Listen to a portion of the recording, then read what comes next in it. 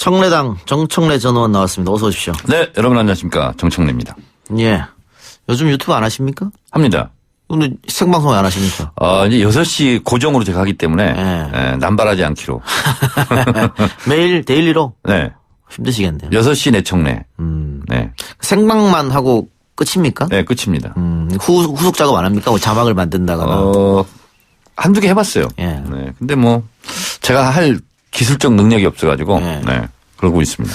그 성간이에서 홍카콜라 운영하고 있는 홍준표 전 대표에게 슈퍼챗 사용하지 말라 이런 공문을 보냈다 그래요. 그래서 제가 그거 보고 네. 저도 슈퍼챗을 그래서 중단했어요. 아, 닫았습니까? 네. 시비거리를 만들면 안 되지. 네. 나라에서 하지 말라는 것은 하면 안 됩니다. 근데 그거 지금 유튜브를 하고 있는 정치인들이 상당히 많기 때문에 네. 그 정확하게 이게 내려줘야 될 것 같아요. 그러니까 법정용어로 죄형 법정주의라는 게 있거든요. 예. 그러니까 법에 처벌 조항이 미비돼 있으면 처벌을 못 해요. 그래서 이 부분도 유튜브 관련해서는 빨리 법이 그렇죠? 좀 정비됐으면 좋겠어요. 예. 정치적 혼란스러워요. 아닌지. 네. 네. 알겠습니다. 자, 자유한국당이 오늘 윤리위원회를 열고 5.18 폄훼 발언으로 논란을 빚은 김진태, 이종명, 김선래 의원에 대한 징계 여부를 논의했는데 결론을 못 냈다고 합니다. 네, 정청래 의원이 민주당 소속이고 하니까 당연히 이 사안에서는 더 분노하실 것 같은데. 사실은 의원직 제명을 지금 주장하고 있는데 의원직 제명은 역사상 2명 있었죠. 예. 김영삼, YS. 예. 의원직 제명이 한 번 있었고 심학봉 전 의원. 예. 둘이 있었는데 의원직 제명은 국회의원의 3분의 2 찬성이 있어야 되기 때문에 사실상 쉽지는 않죠. 그런데 방금 제가 보니까 김진태 의원이 자유한국당 당규 7조를 들고 나왔어요. 예. 그래서 당권에 도전하는 후보자들에게는 징계에 위반하는 것을 유예한다 하는 당규가 있대요. 그래서 본인은 징계하지 못할 거다 이렇게 나왔는데 뭐 그것이 아니라도 보통 징계위를 열면 당원권 정지, 제명 뭐 이런 게 있지 않습니까? 근데 이 정도는 못할 것 같아요. 그러면은 그 당 자체 징계 말고 국회 징계가 있지 않습니까? 국회 징계는 거의 불가능하다고 보면 되시고요. 왜 그렇죠? 국회의 윤리가 있기는 있는데 사실 거기가 다 개점 휴업 상태고 올라간다 할지라도 이 당 저 당이 다 걸려 있기 때문에 그냥 서로 봐주면서 안 하죠. 그래서 국회 자체에 있는 윤리특위에서는 징계한 예가 별로 없어요. 그리고 결국은 제명하려고 하면은 국회의원 3분의 2의 동의가 필요하고. 네. 네. 상당히 어려운 문제인데. 그 김진태, 이종명, 김순례 이 3인 중에 김진태 의원은 당대표, 김순례 의원은 최고위원 이렇게 네. 이제 출마를 선언한 상태지 근데 않습니까? 제가 좀 자세히 따져보니까 예. 김진태 의원은 현장에 출석은 안 했더라고요. 예. 동영상 축사를 했고. 예. 그래서 김진태 의원이 가장 무거운 걸로 지금 알고 있는데 주최를 김진태 의원은 김진태 의원이 주최를 했죠. 근데 이제 주최한 것과 또 거기서 실제로 발언이 있었던 건 좀 구분해 볼 필요가 있거든요. 그래서 우리 온 국민이 분노를 하는 것은 사실이고 저도 분노하지만 가장 심각한 것은 5.18 유공자를 괴물로 비유했던 그 발언이 제일 큰 것 같고 또 그리고 그 공청회에서 지만원 씨가 주장했던 북한군 개입설 예. 뭐 이런 부분이 이제 제일 문제되는 것 같아요. 그래서 제가 봤을 때는 김진태 의원은 징계를 피해 나가지 않을까 이런 생각이 들어요. 자유한국당에서. 근데 제가 그 전당대회 세 사람 중에 2사람이 출마를 결정했다 이 말을 한 이유가 뭐냐면 전당대회에 나가기 때문에 결국은 자유한국당 당원들에게 보내는 일종의 메시지가 아니었을까. 그 5.18 폄훼 발언이 지지자들을 뭉치게 하기 위한 그런 생각도 들더라고요. 정치적으로. 그러니까 저는 왜 그런 공청회를 이 시점에서 주최했을까. 그럼 태극기 부대를 의식하고 득표 전략이 아니었을까 저는 그렇게 생각을 하는데 오늘도 보니까 김진태 의원 징계하지 말라고 태극기 부대인지 뭐 김진태 의원 지지자인지는 모르겠으나 어쨌든 몰려다니면서 시위를 했더라고요. 예. 그래서 징계 자체가 이제 중단되고 뭐 이렇게 됐어요. 보니까 자유한국당에서 김진태 의원을 뭐 중징계할 정도의 리더십은 지금 없는 상태로 보입니다. 김진태 의원이 오늘 청와대 앞에서 1인 시위했다고 해요. 알고 계십니까? 시선 돌리기죠, 그건. 지난 대선은 무효다. 그러니까요.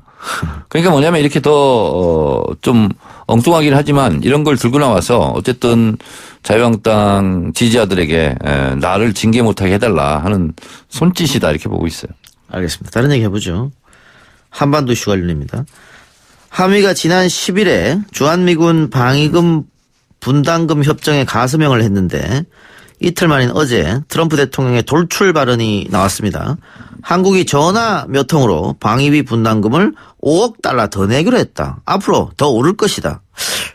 다 협상해서 서명까지 했는데 왜 이런 발언을 했을까요? 이거는 이제 사실이 아니고 가짜 뉴스예요. 이건 사실은. 아 그렇습니까? 네, 트럼프 대통령이 잘못 알고 얘기한 거죠. 트럼프 대통령이 얘기한 건 맞는데 네. 그 내용을 잘못 알았다. 내용을 잘못 알은 거죠. 왜냐하면 우리가 9,600억 정도 내다가 지금 1조 400억 정도로 이제 합의를 했지 않습니까? 예. 올라간 퍼센트가 이제 8%인데 예. 5억 달러를 더 올렸다. 이건 말이 안 되는 거고 또 5억 달러를 더 내게 될 거다. 이것도 이제 뭐 전혀 합의한 사실도 아니지 않습니까? 예. 이제 청와대에서는 이제 북미 정상회담을 앞두고 좀 조심스럽게 논평을 냈던데 이것은 사실이 아니고 명확하게 얘기한다면 가짜 뉴스예요. 그런데 이제 트럼프 대통령은 왜 그럼 이렇게 했을까? 국내 정치용이에요. 이것은. 내가 이렇게 유능하고 미국 제일주의, 미국 이익을 위해서 이렇게 노력하고 있다. 하는 거에 대해서 국내 정치용인 것 같고요. 그럼에도 불구하고 미국의 대통령이 이렇게 사실과 다른 얘기를 하면 안 되죠. 예. 그 트럼프 대통령 시정 연설 때 보니까 말 한마디 한마디를 그 미국 언론들이 다 이렇게 팩트 체크 하더라고요. 네. 이것도 팩트 체크 해야겠네요. 그러니까 보면 뭐 미국에 있는 언론에서도 했던데 뭐 트럼프 대통령이 지금 말했던 거, 트윗했던 것이 많은 부분이 지금 뭐 팩트 왜곡이다 이렇게 좀 얘기를 하고 있어요. 그러면은 이번 방위비 분담금 협정 8% 오른 네. 정확히 8.2% 올랐는데요. 유효기간은 이제 1년으로 단축. 네. 매년 다시 갱신하는 건데 이 협상안에 대해서는 어떻게 괜찮다고 보십니까? 그러니까 우선 주한미군 방위비 분담의 역사에 대해서 제가 좀 말씀드리면 한국전쟁이 일어났고 정전협정이 일어났지 않습니까? 예. 그리고 지금 현재는 이제 정전 상태인데 그래서 한미 상호 방위 조약을 맺습니다. 예. 한미 상호 방위 조약을 맺은 거에 따라서 주한미군이 이제 주둔하게 되는 거죠. 그러니까 예. 주한미군이 주둔하다 보니까 주한미군 주둔에 관한 지휘협정을 맺게 돼요. 이게 이제 한미 행정협정. 우리가 잘 아는 바로 이제 소파죠. 그래서 주한미군 방위비 분담금에 대해서는 소파 한미 행정협정 5조 1항에 지금 규정되어 있어요. 예. 그래서 원래는 시설과 구역만 우리가 제공하는 걸로 원래 애초에는 한미 행정협정에는 돼 있어요. 그래서 원래 우리가 주한 방위비 분담을 하지 않았어요. 그래서 미국이 전액 내는 걸로 했는데 우리가 이제 경제가 성장하고 하다 보니까 미국이 한국 당신들도 좀 살게 됐으니 좀 내라 이렇게 해서 이제 내게 된 거거든요. 예. 그래서 이게 낸 게 한 20년 정도밖에 안 돼요, 사실.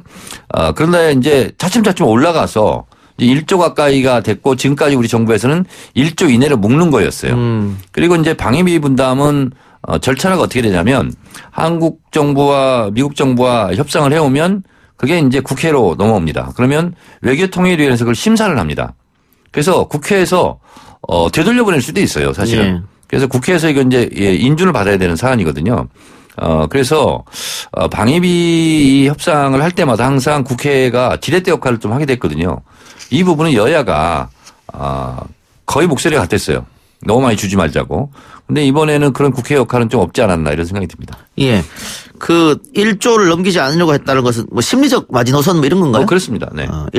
협상은 하되 1조 넘기지 않는 거예요. 지금까지 그래서 9,600억 정도로 동결된 상태였는데 그리고 이제 이것도 자꾸 이제 미국이 이게 국제 질서라는 게 논리와 합리 이성이 없어요. 그냥 힘 관계거든요.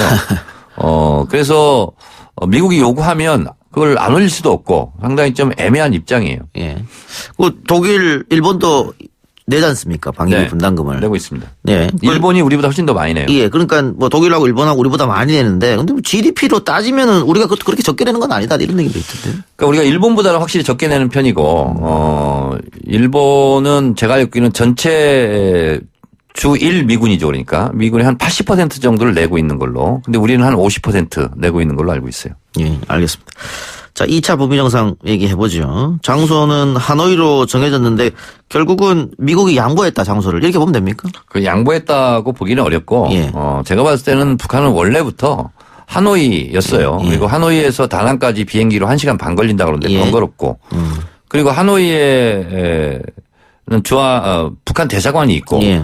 그리고 또 이제 김일성 주석이 옛날에 방문했을 때도 하노이를 방문했고 64년도. 네, 그렇습니다. 그래서 처음부터 뭐 미국이 뭐 대체적으로 그것은 하노이로 하자 이렇게 됐는데 언론에 이제 발표를 늦게 하는 바람에 좀 혼선이 있었고 그래서 기자들도 다낭에서 하는 거 아니야? 그래서 다낭에도 많이 갔다더라고요. 부랴부랴 하노이로 지금 갔다 그러더군요. 예.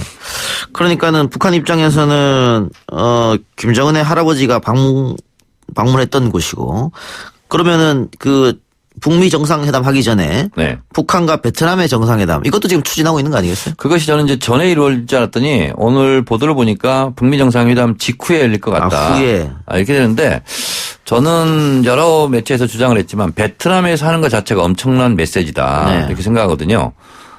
왜 그러냐면 북한과 미국이 전쟁을 했지 않습니까? 예. 베트남과 미국이 또 전쟁을 했어요. 그래서 미국이 전쟁을 한 국가 중에서 유일하게 패전한 나라가 베트남이에요. 예. 베트남 전쟁에서 졌죠. 베트남 전쟁이 졌는데 관계 개선을 뭘로 시도를 하냐면 미군 유해 송환입니다. 이게 75년도에 전쟁에서 지고 나서 3년 후에 미군 유해 송환 협상부터 시작하거든요. 이게 지미 카터 대통령인데 그러면서 베트남과 미국 관계가 이제 급진전됐거든요. 그러면서 수교까지 맺게 되고 베트남은 도이모이 경제개혁 개방 정책을 펼쳤는데 그리고 미국이 이제 경제 발전을 많이 도와줬죠. 그래서 북한도 베트남 모델을 원할 거예요. 왜냐하면 북한이 제일 원하는 게 체제 안전 보장이잖아요. 예. 미국이 베트남의 사회주의 체제에 대해서는 체제 안전 보장을 해준 거고요. 그리고 경제는 자본주의 시장 경제 체제를 도입했고요. 그러면 북한이 생각하는 롤 모델은 베트남 모델이 될 수가 있거든요. 더군다나 베트남 건국의 아버지라는 호치민과 북한의 건국의 아버지인 김일성 주석이 완전히 절친이었거든요. 그렇게 본다면 김정은 위원장으로서도 베트남이 미국과 수교하고 개혁 개방을 하고 경제 발전했는데 호치민 주석에 대한 위상이 지금 건재하지 않습니까? 그런 것을 봤을 때 손자로서 할아버지 김일성 주석의 위상 이런 것도 생각하지 않을 수 없거든요. 그거 자체가 이제 북한의 체제 안전 보장이기 예. 때문에 베트남에서 강력하게 원했을 거고 북한에서는 또 미국도 우리도 북한과 새로운 관계 수립을 할 의지가 있다. 예. 왜 우리가 베트남에서 해준 것처럼 북한 당신들한테 이렇게 해줄게. 예. 라는 간접적인 메시지가 될 수 있기 때문에 저는 1년 전부터 베트남에서 해야 된다고 제가 주장을 했었죠. 예. 그 북한하고 미국이 수교를 하게 되면 그건 그 자체가 체제 보장 아니에요? 그렇습니다. 수교를 하게 되면. 그러니까 이제 미국의 입장에서는 만약에 북한과 이제 협상이 잘 돼서 수교를 맺게 된다면 이렇게 되는 거죠. 남한은 오래된 친구요. 북한은 새로운 친구다. 이런 개념이죠. 올드 프렌드, 뉴 프렌드 개념으로 가는 거거든요. 그리고 북한 체제 안전 보장에 대한 후견인이 미국이 되는 거거든요. 그 어쩌면 북한이 친미국가가 되는 이런 쌍전벽해한 이런 예. 상황이 될 수도 있죠. 그래서 그런지 몰라도 북한의 전 재산을 투자하고 싶다고 했던 미국의 투자 전문가죠. 짐 로저스 회장이 북한의 초청으로 북한을 방문한다. 북한이 이건 굉장히 잘하는 거죠. 왜냐하면 짐 로저스가 1년 전부터 내가 북한이 개방되면 북한이 이제 블루오션이다. 그리고 전 재산을 틀어서 투자하겠다. 예. 이렇게 얘기하니까 북한이 지금 북한 조선노동당 7차 당대를 했기 때문에 7기 중앙위원회 3차 전원회의에서 핵 예. 경제 병진 노선에서 핵을 포기하고 경제 발전 노선으로 간다라고 천명했기 때문에 되돌아가기도 어려워요. 그런 면에서 짐 로저스 같은 주목도 높은 투자가를 북한으로 초청해서 우리는 진짜로 경제 발전을 꾀하고 있다 하는 것을 선전 홍보하기에는 대단히 좋은 사람이죠. 그래서 북한이 이것은 원포인트 전략 전술을 아주 잘했다고 생각합니다. 그런데 미국이 어쨌든 허가했으니까 방북하는 거 아니에요. 그럼 미국은 왜 허가해 줬을까? 아니 이제 짐 로저스 방북 자체를 미국이 뭐 허가할 사항은 아닌 것 예. 같아요. 그런데 짐 로저스가 가서 북한에 어떻게 보면 대변인 역할을 충분히 할 수가 있는 거죠. 그리고 폼페이오가 이미 작년에 얘기를 했어요. 북한이 경제 개방을 하면 미국 기업들을 우선 투자하도록 도와주겠다. 예, 제가 그것 때문에 여쭤본 건데 그 북한이 정말로 핵을 포기하고 경제를 개방하고 외국 자본을 받아들이고 제일 먼저 우리가 들어가야 되는 거 아닙니까? 그런데 예. 이것도 이제 미국 제일주의, 미국 우선주의가 있거든요. 그래서 예. 우리가 사실은 우리가 뭐 비판을 많이 리성건 위원장이 지금 미국 기업들이 다 먼저 와서 먼저 먹으려고 하는데 아직 한국 기업들 뭐 하고 있냐. 예. 냉면이 목구멍으로 넘어가냐. 사실은 그게 그거였어요. 그렇군요. 이게 정말로 미국 기업이 선점을 하게 되면 좀 우리는 좀 안타깝겠네요. 그렇게 되면. 저는 맥도날드도 좀 들어가고 그리고 이제 트럼프 호텔 뭐 이런 것도 평양 대동강변에 서고 이랬으면 좋겠어요. 그거 이해 충돌인가? 아니 뭐 그리고 뭐 지금 북한이 또 이 휴대폰 굉장히 많이 갖고 다닌다 하더라고요. 스마트폰. 지금 한 600만 대가 보급됐다는 얘기가 많죠. 그런데 본격적으로 개혁 개방하게 되면은 또 우리 핸드폰이 다 북한 사람이 들고 다닐 수 있잖아요. 네, 그렇습니다. 그런데 이제 북한이 변하지 않았다라고 이제 생각하시는 분들이 많을 텐데 북한이 이미 많이 변했고요. 그 미래 과학자거리라든가 이런 데 보면은 고층 빌딩도 많고 하지 않습니까? 그래서 김정은 위원장 시절에 두 가지 경제 조치를 해놨어요. 하나는 뭐냐면 모든 공장, 기업소도 다 당 중심으로 운영을 하거든요. 근데 그것을 자율권을 줬어요. 기업소 자체 내에서 자율적으로 운영하라 이런 게 하나 있고요. 또 하나는 인센티브 제도를 도입했죠. 그래서 예전에는 기획 경제이기 때문에 모든 것을 당이 다 가져갔다가 다 배분하는 배분 경제였는데 지금은 인센티브를 도입해놔서 인센티브에 따라서 많은 사람들이 열심히 일하고 남는 것은 또 본인들이 가져가고 이런 인센티브 제도는 자본주의적 요소죠. 그것을 이미 다 마련해 놨고요. 사실은 지금부터 30년 전 86년도에 이미 합병법이라는 걸 만들어 놔서 외국인이 투자를 하게 되면 같이 운영하는 그런 법도 이미 사실은 80년대 중반에 마련해 놨어요. 예. 원래 미중 정상회담이 예정 때 있었지 않습니까? 2월 말에 한다 뭐 이렇게 했다가 이번 달 안은 안 한다. 지금 무산되는 그런 건데. 처음에 우리가 그래서 야 그러면은 문재인 대통령도 함께 가가지고 4개국 정상이 만나서 정전선언을 하는 거 아니냐. 근데 이제 그거는 좀 곤란한 게 뭐냐면 체면과 위신이라는 게 있어요. 중국 시진핑 주석이 야 트럼프 말대로 김정은하고 이제 회담했으니까 김정은 나오고 시진핑 들어와. 중국의 자존심이 엄청 상하는 거죠. 이제 그렇게 할 수는 없는 거고 그래서 곁가지 부록으로 중국을 대할 수는 없는 거거든요. 중국이 또 원하지도 않을 거고. 그래서 따로 밥상을 차려야지 먹던 밥 다시 와서 숟가락 얹고 같이 식사하자 이건 안 되는 것 같아요. 쉽지 않을 것이다. 예. 자, 비건이 북한을 방문해서 실무 협상을 벌였는데 잘 된 것 같습니까? 잘 됐다고 봅니다. 외교 역사상이요. 실무자들이 합숙훈련을 한 적이 없어요. 스톡홀름에서 합숙훈련했죠. 그리고 스티브 비건이 2박 3일간 평양을 방문해서 회담을 했죠.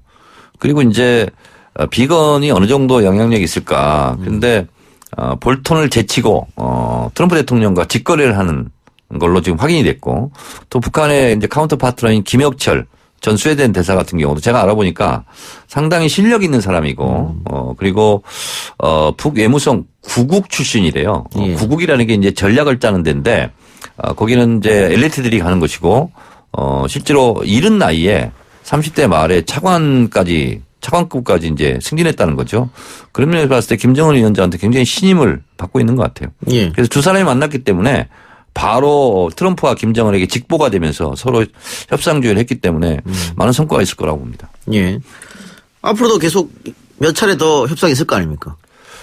비건이 지금 워싱턴 방문한 문희상 국회의장 일행에게 일정이 잡혀서 몇 가지를 더 해결해야 된다. 모든 난제를 다 해결할 수는 없겠지만 조만간 또 만날 것처럼 얘기를 했어요. 그래서 앞으로 얼마 남지는 않았지만 한 2주 정도 남았지만 그전에 또 한두 차례 더 만날 것으로 예상이 되고 있습니다. 예.